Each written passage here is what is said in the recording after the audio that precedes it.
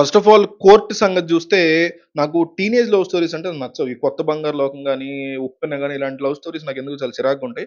So, ఒక sensitive టాపిక్‌ని తీసుకొని టీనేజ్ లవ్ స్టోరీకి లింక్ చేశారు కాబట్టి ఎట్లా తీస్తారా అనిపిచ్చింది. ఎక్కడ గూడా ఎబ్బెట్టుగా గాని, ఎంబారసింగ్‌గా గాని, ఇబ్బంది లేకుండానే తీశారు. క్లాస్‌గానే తీశారు. అయితే స్లో ఉంది మూవీ. మూవీ డెఫినెట్‌లీ స్లో ఉంది. సెకండ్ హాఫ్ మాత్రం ఈ మూవీకి ఆహ్, ఒక ఒక బిగ్గెస్ట్ యాసెట్ కింద చెప్పుకోవాలి.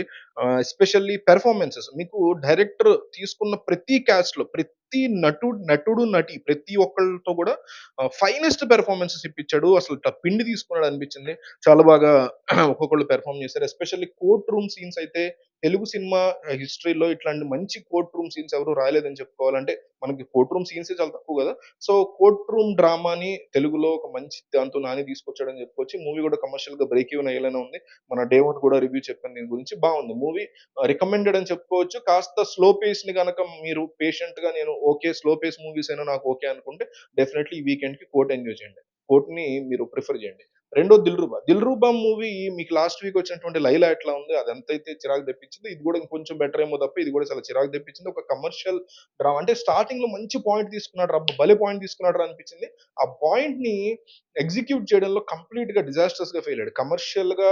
ఒక కమర్షియల్ లవ్ స్టోరీలోకి ఫైట్‌లు అసలు విలన్ ఎందుకొస్తాడో, ఎందుకెళ్తాడో తెలీదు. ఆ కైండ్ ఆఫ్ ఇష్యూస్ అన్ని క్రియేట్ చేసి ఏదో ఇరికిచ్చేసినట్టు అనిపించి, 'పూరి జగన్నాథ్' యొక్క ఇన్‌ఫ్లూయెన్స్ చాలా ఎక్కువ ఉంది డైరెక్టర్ నేను రివ్యూలో కూడా చెప్పా. 'పూరి జగన్నాథ్' యొక్క ఇన్‌ఫ్లూయెన్స్ విపరీతంగా ఉంది 'దిల్‌రుబా' డైరెక్టర్ మీద. అంటే ఆ కైండ్ ఆఫ్ యాటిట్యూడ్ చూపించడం హీరోలో లేకపోతే ఆ డైలాగ్స్ అట్లా రాయడం. అంటే జస్ట్ కాపీ చేసేస్తున్నాడు. బట్ అది ఫెయిల్ అవుతుంది. ఆ కాపీ కూడా సరిగ్గా చేయలేకపోతున్నాడని చాలా క్లియర్‌గా అర్థమైపోద్ది స్క్రీన్ మీద. సో, 'దిల్‌రుబా' మాత్రం పొరపాటున కూడా చూడదగ్గ సినిమా కాదు. స్కిప్ చేసేయొచ్చు. ఓటీటీలో కూడా చూడక్కర్లే ఆ సినిమా అంత చిరాకుంది. Sorry to the makers. But 'Court' అయితే రీజనబుల్‌గా బావుంది. లేదు నేను ఓటీటీలో వెయిట్ చేస్తాననుకుంటే మాత్రం స్లో పేస్ నేను యాక్సెప్ట్ చేయగలనంటే 'కోర్ట్‌కెళ్ళండి ఎంజాయ్ చేయండి. అయితే ఇంకా ఇంకొన్ని మూవీస్ మీకు హైదరాబాద్‌లో మీరు విజయవాడలో ఉంటున్నట్లయితే నా most favourite 'Rang De Basanti' movie release అయింది. అమీర్ ఖాన్ ఫిల్మ్ ఫెస్టివల్ నడుస్తుంది. 'దిల్ చాతే హై' ఉంది. అది కూడా బావుంటది. But 'Rang De Basanti' is my most favourite movie of Aamir Khan. Excellent ఉంటది ఆ మూవీ. అది గాని 'తారే జమీన్ పర్' గాని అసలు తోపు సినిమాలు తీసాడులే అమీర్ ఖాన్. 'లగాన్', 'దంగల్' మామూలు సినిమాలు కావు.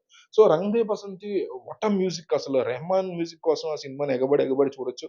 చాలా బావుంది. ఇది బావుంటది. ఇది విజయవాడలో ఉంది, వైజాగ్‌లో ఉంది, హైదరాబాద్‌లో ఉంది. అక్కడ ఉన్నవాళ్ళు మాత్రం వీకెండ్‌కి మూవీని డెఫినైట్‌లీ ప్రిఫర్ చేయండి. బాగా నచ్చుతది. అట్లాగే ఈ 'కోర్ట్' అండ్ 'దిల్ రూబా' మేము వెళ్ళలేము. అండ్ మేము వైజాగ్, హైదరాబాద్, విజయవాడలో ఉండట్లేదు అనుకునే వాళ్ళకి మాత్రం 'డ్రాగన్‌కి' ఎళ్తే బెటర్. అది కాస్త ఫన్ ఉంది. ఆల్రెడీ చూడకపోతే 'డ్రాగన్' చూడండి బావుంది. ఈ హైదరాబాద్‌లో ఉండేవాళ్ళకి 'ఇంటర్‌స్టెల్లార్' ఒకటి రిలీజ్ అయింది. అది కూడా మీరు బాగా ఎంజాయ్ చేస్తారు. 'ఇంటర్‌స్టెల్లార్' మూవీ కూడా చాలా బావుంటది. సో, ఇవి మనం ఈ వీకెండ్ ప్రిఫర్ చేయగలిగేటువంటి మూవీస్ అని నాకనిపిస్తుంది. మీకింకేమైనా మీ దగ్గర ఈ మూవీ బావుంది, ఆ మూవీ బావుందంటే సజెస్ట్ చేయండి. మిగతా వాళ్ళు చూస్తారు. కామెంట్ చేయండి.